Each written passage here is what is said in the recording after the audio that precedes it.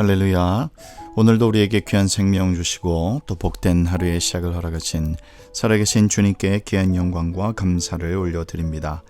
계속되는 사순절 아침 말씀 묵상 이어가도록 하겠습니다. 오늘은 마태복음 20장 1절부터 16절까지의 말씀, 마태복음 20장 1절부터 16절까지의 말씀을 통해서 오늘 이 아침에, 우리 금요일 아침이죠. 이 아침에 우리에게 주시는 하나님의 말씀의 은혜를 함께 나누도록 하겠습니다. 오늘 본문 말씀은 우리가 잘 아는 포도원 일꾼의 비유에 관한 말씀입니다. 포도원 일꾼의 비유. 오늘 본문 말씀을 구약의 배경 속에서 찾아본다면 구약에서는 하나님을 자주 포도원의 주인으로, 그리고 이스라엘은 하나님의 포도원에 그렇게 비유가 되었습니다. 그러니까 하나님은 포도원의 주인이시고 그 포도원 자체는 이스라엘이 되는 거죠. 이러한 구약의 배경 속에서 오늘 본문을 우리가 살펴본다면 오늘 포도원 주인은 바로 하나님 또 예수님을 가리키는 것입니다. 예수님께서 하나님 나라의 일꾼들을 제자로 부르시는 그러한 장면이 되겠습니다. 하나님의 나라의 일꾼은, 제자는 어떠한 관점으로 우리가 바라보아야 할 것인지, 또 하나님은 어떤 일을 제자로 또 일꾼으로 부르시는지 살펴볼 수가 있겠습니다. 먼저 1절부터 7절까지의 말씀을 한번 살펴보겠습니다. 예수님 당시에 그 시대에, 그러니까 팔레스틴이죠. 팔레스틴에 사는 그 사람들은 대부분 직업이 없거나 아니면 작은 땅을 땅 주인으로부터, 지주로부터 빌려서 경작하는, 그것을 이제 소작농이라 이제 그렇게 얘기를 합니다. 그런 소작농들이 많았습니다. 그래서 직업이 없는 사람들은 아침 일찍부터 장터에 나가서 일거리를 찾을 수밖에 없었죠. 그리고 소작농들은 자신의 땅에서 일하고 또 속히 장터에 나가서 또 다른 일거리를 찾아야만 했습니다. 오늘 이 포도원 품꾼 비유에서 집주인은 이른 아침에, 그러니까 6시 정도가 되겠습니다.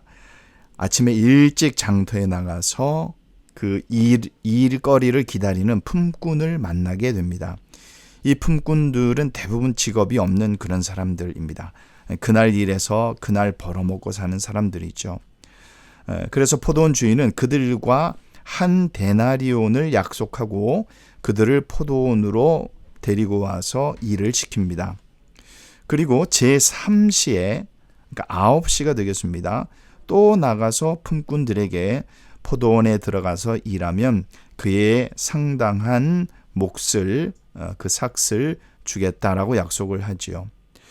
제3시에 만난 품꾼들은 자신의 땅에서 일하고 또 다른 일거리를 찾아서 온 사람들입니다. 그러니까 소작농들이겠죠. 포도원 주인은 제6시와 그리고 제9시에 나가서 이렇게 다른 품꾼들을 데리고 와서 포도원에 들여보내서 일을 시키고, 그리고 제11시에도 나가게 됩니다. 그래서 거기에서 또 품꾼을, 또 다른 종류의 품꾼들을 데리고 와서 역시 포도원에 들어가서 일하게 하는 것입니다. 제11시는 일이 끝나기 1시간 전입니다. 거의 마무리가 할 그런 시점인데, 그때 포도원에 들어가면 대충 정리하다가 일을 마치게 되겠죠. 그러니 아침 6시에 들어가서 오후 5시까지 일하는 사람과는 큰 차이가 날 것입니다. 그렇지만 주인의 마음은 어떻겠습니까? 한 명이라도 더 포도원에 들여보내서 빨리 일을 마무리시켜야 하는 것이 바로 주인의 입장이죠. 품꾼의 입장과 주인의 입장은 이렇게 사뭇 다른 것입니다.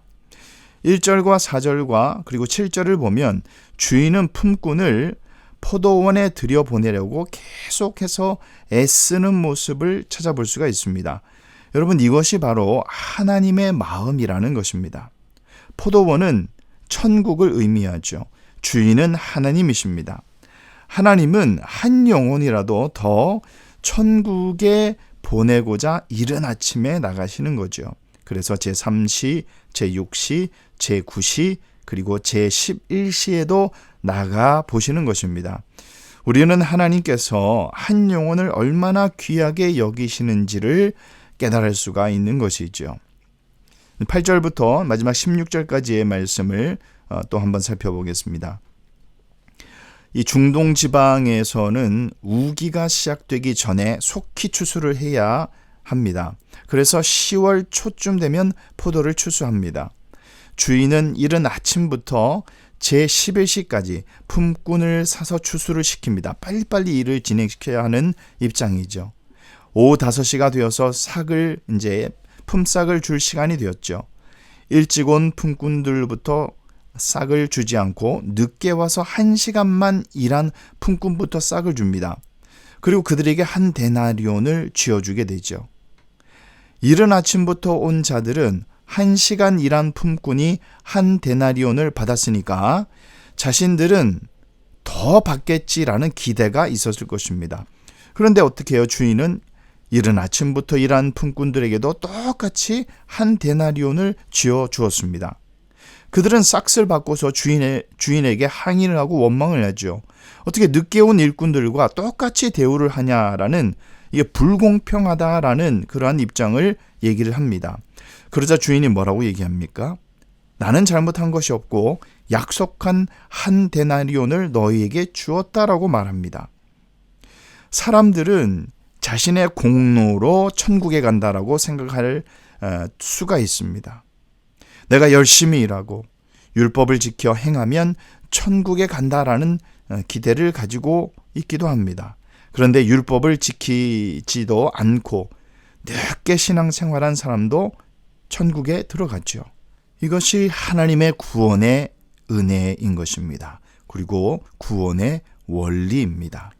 이것은 우리가 공로를 쌓아서 천국에 가는 것이 아니라 은혜로 천국에 간다라는 것을 말씀해 줍니다.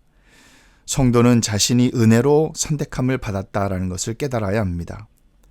몇 시에 택함을 받았든 주인이 은혜로 포도원에 들여보내 주었음을 우리는 반드시 기억해야 합니다. 우리는 한 것이 아무것도 없습니다. 우리가 쌓은 공로는 없습니다. 그저 주인 되신 하나님께서 우리를 선택하셔서 우리를 천국에 들어가게 하신 것입니다. 이것이 나중된 자로 먼저 된 신비라고 16절에 말하고 있는 것입니다. 오늘 말씀의 결론을 맺겠습니다.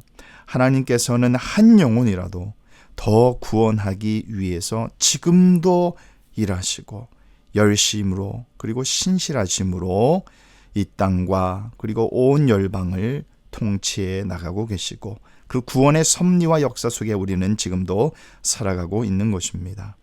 우리가 할 일은 무엇이겠습니까? 율법 아래에서 우리의 공로를 위해 애쓰는 것이 아니라 은혜 아래에 있어야 할 줄로 믿습니다. 우리는 제11시에 택함받은 자들입니다. 주인에게 큰 은혜를 받은 자입니다. 천국은 사람의 공로로 얻을 수 있는 것이 아니라는 것, 그리고 오직 죄인들을 자녀로 불러주시는 하나님의 은혜로 주어진다라는 사실을 다시 한번 기억하시고 오늘도 이 은혜를 힘입어서 구원받은 백성들로서 최선을 다하여 하나님의 나라를 위하여 힘쓰고 애쓰는 저와 여러분이 되시기를 원합니다. 아울러서 우리가 받은 이 하나님의 조건 없는 사랑을 이웃들에게 또 조건 없이 나누어 주는 믿음의 삶, 제자의 삶, 포도원에 합당한 그런 일꾼의 삶을 살아가시기를 예수님의 이름으로 축원합니다.